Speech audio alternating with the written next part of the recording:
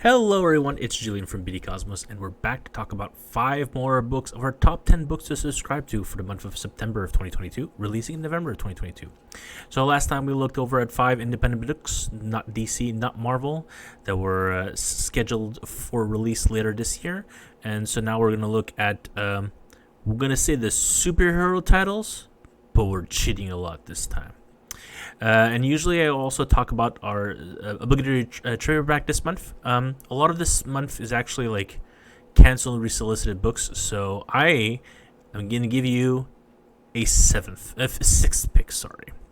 So as always, these will be the Marvel superhero or the Marvel or DC books for the month, and these are books that I recommend that will usually be enjoyable for a reader. It's usually a comic book that other people gravitate to, so it tends to be something that others will enjoy, or something myself was like, oh yeah, I'm absolutely into this, and here's why. So we're gonna start with Marvel, and we're gonna end the DC this time around. For the first book, it's actually the only superhero title that I have from Marvel this month. It's Deadpool #1. Deadpool gets a brand new ongoing series, which is the first time since Tini Howard's I'm going to say failed attempt. She had 11 issues when 2019. I feel like it's 2019. Also very good. Deadpool writers need to have one key thing. Two key things. Character empathy and a good sense of humor. Well, that's how Deadpool's been written since Fabian Nicieza. And so, or Joe Kelly. Since Joe Kelly. Let's be honest. And so, yeah, we're looking at Deadpool, who's got a new ongoing series. He's appeared recently in Wolverine and now in X-Force, and this continues his trajectory. But it's not written by Benjamin Percy. It's written by Elisa Wong. Elisa Wong is the ongoing writer for Dr. Aphra, and she just finished up the 5-issue miniseries for the Iron Fist. And so, character empathy, we saw a lot of that with Iron Fist, and some good zinger one-liners are pretty fairly common within Dr. Aphra. So I think, yeah, I enjoy her, and I think she can do a pretty good Deadpool. Well, I hope to see that anyways. Literal enough for you, look. And so, yeah, I'm very excited to get a new ongoing series from Deadpool, and rise up, fans of Deadpool. Now's the time to show Marvel that the Deadpool fans still care and will read their comics. Next up, the first of many Star Wars books. Star Wars Hidden Empire. After War of the Bounty Hunters and after Crimson Reign, we've got Hidden Empire. So it is the Charles Soule follow-up to Crimson Reign. It still has to do about Crimson Dawn. Hidden Empire is now a mini-series, 5 books, continuing the storyline of Kira and her Crimson Dawn, and now the Knights of Ren are getting involved. So Palpatine is quote-unquote afraid, and Kira's power base is growing steadily. And so if you've been enjoying the Star Wars ongoing series, or have enjoyed the last 2 mini-series, mini event from Marvel, now is the time to jump onto Hidden Empire. I keep making mistakes with the Star Wars mini events. Like I'm ordering way too much of the later issues and way too little of the first ones. So this time around, I'm just not making mistakes. I'm ordering a bunch of number 1s and number 2s to Hidden Empire. Next up, the second mini-series for the High Republic, Wave 2. It's written by Charles Soule again. So because Kevin Scott and Charles Soule are pretty much the people in charge of most Star Wars titles. So the Blade has to do with, what is the name of this? Porter Engle, the greatest lightsaber Jedi master of all time. Or supposedly. So yeah, new first appearance of a brand new Jedi character. His own main story arc. 4 issues right there. You can't miss more High Republic. So if you're subbed to High Republic, I think I've just auto-subbed you to the Blade. But I highly recommend anyone pick up High Republic and the Blade ASAP. Next up, Yoda. He gets his own miniseries as well. So right after Obi-Wan ends, Yoda starts. So again, yeah, I'm not going to make the same mistake as Yoda, as Obi-Wan, which I have over ordered number 1 by a significant amount, but I'm not really disappointed with that. I'm gonna have some for the long haul, and number 2 is really the issue, as I'm very low on stock, and 3 and 4, 5 I'm fine.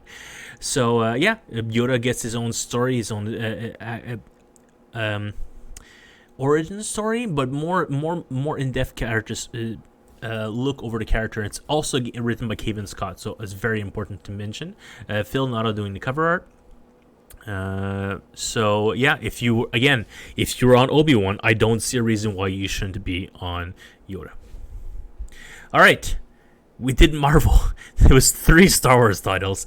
Let me tell you about the most no, we're gonna start with this one. Okay, Batman the Joker Deadly Duo. Mark Silvestri has been working on a Batman book for a decade. It has not been ready until now. It went from a 5-parter to a 7-parter. They have incentives, I think, up to like 500 copies.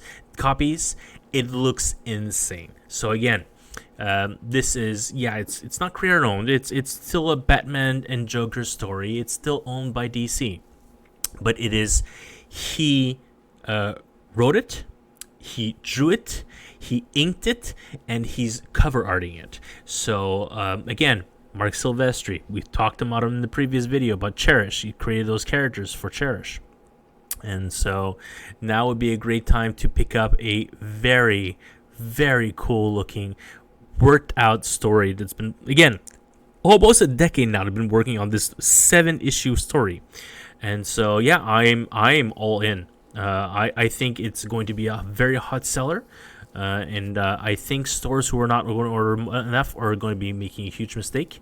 But yeah, the creator of the Witchblade in Darkness, Mark Silvestri, famous Marvel artist before he went over to Image, created Image with the rest of the original Image creators. But yeah, Batman Joker, pick it up. Okay, and the final book we're talking about this month, The Return of Wildcats. Wildstorm's back, folks. 30th anniversary, and Wildstorm's back. So yes, huge Authority and Stormwatch fan. And I was also, obviously, because J. Scott Campbell is my favorite artist of all time, a Gen 13 fan. But my brother was Wildcats. I really enjoyed Wildcats 3.0 that was in the mid-2000s. After it moved over from Image Comics, the Wildstorm move from Image to DC was sold off. And so I'm really happy that the characters finally get to make their own books. I really enjoy Matthew Rosenberg over from What's the Furthest Place from Here. Yes, you've been reading him if you're reading DC versus Vampires. Or you've been reading the second, or you're going to be reading the second arc of Joker. The second one is called The Man Who Stopped Laughing. So Matthew Rosenberg is big at DC right now. Good for him. And since I'm a fan of his, I enjoy his work. And I'm a huge fan of the Wildcats. Spartan is not the leader. Grifter is the leader. Don't ask me why. And then we've got Zealot back there. So yeah, the Wildcats are back. This is not a miniseries. This is an ongoing series. I think it's really cool. I'm subbed to this series, and there's a special 90s cover variant that I pre-ordered as well, which is a Brett Booth cover. Those 90 cover variants, not all of them, but the foil one in particulars, are non-discounted items, which means that they don't give me anything to be able to resell it. So that means I have to increase the price. So I think I'm listing with 10 Canadian instead. If I'm not mistaken, I think they're listed at $4.99 and $5.99 US, and I'm making peanuts on them. Anyways, so yeah, there's a bunch of covers, really. A bunch of them. The artist cover is nice. This is the Brett Booth I was talking about. I'm not a huge fan of Ben Oliver, but I know there are a lot. I sell a lot of Ben Oliver covers, so that Grifter one here. There's going to be a Jim Lee cover as well, obviously, as the Wildcats are his creation. It's what he created after he left the X-Men, and he created the Wildcats. So yeah, huge fan of the Wildcats. Wildstorm in general, I'm really happy that for the 30th anniversary you're doing something, which is, again, I've mentioned this in other videos, and it's very much a shame they didn't announce this back at the 30th anniversary SDCC panel for Wildstorm. but it's here now. And so again, if you are like me, were reading these books in the 90s, or if you're interested in finding more about what Jim Lee created when he left Marvel, the Wildcats is a really cool team. Covert Action Teams, that's what it used to stand for. Void is back there, isn't she? Does it have the whole names? Void? No, but it still has a Halo Corp. Halo Corp, which was essentially the Wayne Enterprises of the Wildstorm universe, but now they're part of the DC universe. They fought aliens, and they had a cartoon in the 90s. It was really cool. So yeah, those were our top 6 picks for this month. Feel free to comment down below which book I clearly missed and should have been talking about, because holy cow, guys, there was a lot of books. There was a lot of things that I was like, oh yeah, I want to talk about this, It's really the trade paperbacks this month. It's like, that's not super anything really interesting. Obviously, there's some that I'm going to be ordering, but all the Marvel Omnis basically were new printings of something that I'd already placed orders for, and they're canceled. I have to re-enter my numbers. So yeah, feel free to comment down below. Please share this video with your friends if you're also interested in seeing what's cool for comic books coming up down the line.